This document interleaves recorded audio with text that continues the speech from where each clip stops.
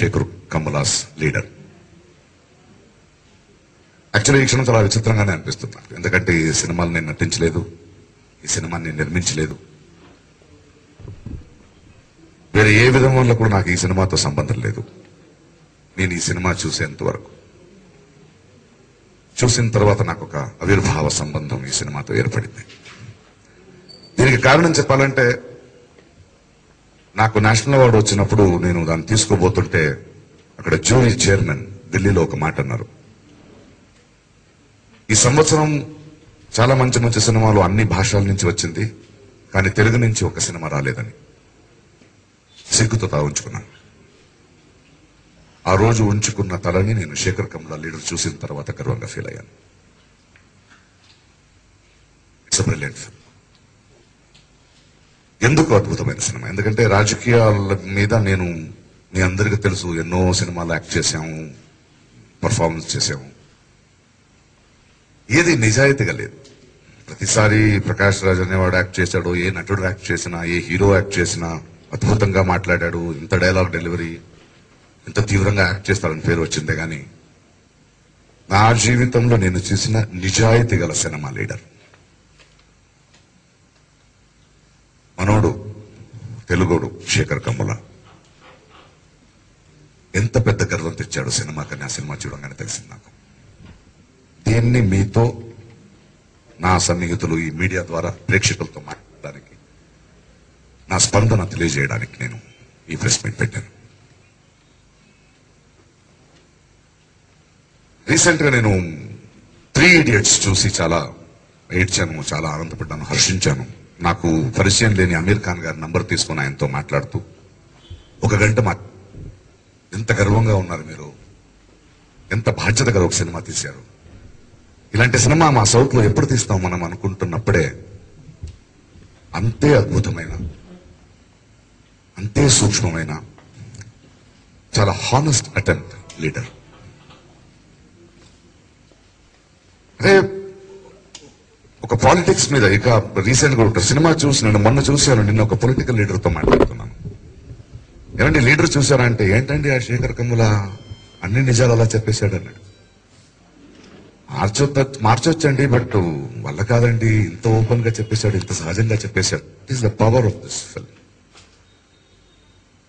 ఎక్కడ చోటు నాకు ఈ సినిమా చూస్తుండగా ఆయన కోపం, ఆయన ఆవేదనం, అంటే ఒక సినిమాని మనం డాన్సులు, మన ఎంటర్టైన్మెంట్ కోసం వాడుతుంటే, ఆయనకి సినిమా ఒక హ్యాపీ డేస్, దానికి ముందు ఒక ఆనందం, ఇంకో సినిమా వల్ల సినిమా ఇచ్చిన ఒక స్థాయికి మనందరూ తెలుసుకోవాల్సిన కథ, మనమందరూ విమర్శించుకోవాల్సిన విషయాన్ని ఒక సినిమా తీశాడు. అంత నిజాయితీతో తీశాడు, అరవలేదు. ఎందుకంటే ఆయన సాఫ్ట్ గా ఒక్కొక్క ఫ్రేమ్ లో చెప్పిన ఒక్కొక్క మాటల వెనక మా అందరు కోపం ఉంది. అండ్ ప్రతి ఒక్క నటుడు, I see that film, recent days లో ఇంత అద్భుతమైన క్వాలిటీ పర్ఫార్మెన్స్ ఉన్న ఒక సినిమా ఈ సినిమా. అది అద్భుతమైన నటుడు ఆయన కోట శ్రీనివాసరావు గాని, ఆహుతి ప్రసాద్ గాని, రమేష్ రావు గాని, నిన్న మొన్న వచ్చిన సుబ్బరావు గాని, హర్షవర్ధన్ గాని, ఆ నటినటులు గాని, what are brilliant performances and what commitment for this film. And అన్నిటికన్నా ముఖ్యంగా రాణా తన మొదటి సినిమాలో ఏమాత్రం క్యారెక్టర్ నుంచి బయట, ఆ కథ ఆశయం ఏముందో దానికి ఉన్న maturity at this young age, and the music by Mickey Meyer and Marthanda Venkatesh editing, the dialogues of the film, ఇవన్నీ ఎందుకు సాధ్యమైందంటే చాలా గర్వంగా, నిజాయితీతో తీశారు సినిమా. రాణాకు ఫోన్ చేశాను నేను, ఎందుకంటే ఒక న్యూ యాక్టర్, యూజువలీ నటుడిగా నేను చెప్తున్నాను, an actor needs time to groom on screen, అది అలవాటు అవ్వాలి. ఒక చాలా పెద్ద హిస్టరీ ఉన్న ఒక సినిమా కుటుంబం నుంచి వచ్చిన ఒక నటుడు, ఒక యంగ్స్టర్స్, ఈరోజు కమర్షియల్ సినిమాలు, డాన్సింగ్ ఫిల్మ్స్, యాక్షన్ ఫిల్మ్స్ చేస్తూ తన మొదటి సినిమా నుంచి బాక్స్ ఆఫీస్ ని దోచుకోవాలనుకున్న ఎలాంటి ఐడియా లేకుండా మెచ్యూర్డ్ గా ఒక క్యారెక్టర్ కి తగ్గట్టుగా నటించి really talks very high about his maturity. And నేను ఆయనకు ఫోన్ చేసి చెప్పాను, నువ్వు జీవితాంతా చెప్పుకోదగ్గ సినిమా అవుతుంది, ఎందుకంటే ఇలాంటి ప్రయత్నాలు, ఇలాంటి పనులు మన జీవితాంతం మనకి రివార్డ్స్ ఇస్తూనే ఉంటాయి. ఇలాంటి ఒక గొప్ప నిర్ధారణ తీసుకున్న ఆయనకి, ఆయన తండ్రికి, ఆయన తాతయ్య గారికి అందరికీ నేను థ్యాంక్స్ చెప్తున్నాను అంటే because they have chosen honest film to be his first film. He has a long way to go as an actor. సరే, ఈ సినిమా గురించి మాట్లాడుతూనే ఉన్నాను, బట్ నేను ఇక్కడ కూర్చుని వచ్చింది ఏంటంటే మీతో మాట్లాడడానికి, ప్రేక్షకులారా. ఈ సినిమా చూసిన తర్వాత మనం సిగ్గుతో ఆలోచించాల్సింది ఏంటంటే, భారతదేశంలో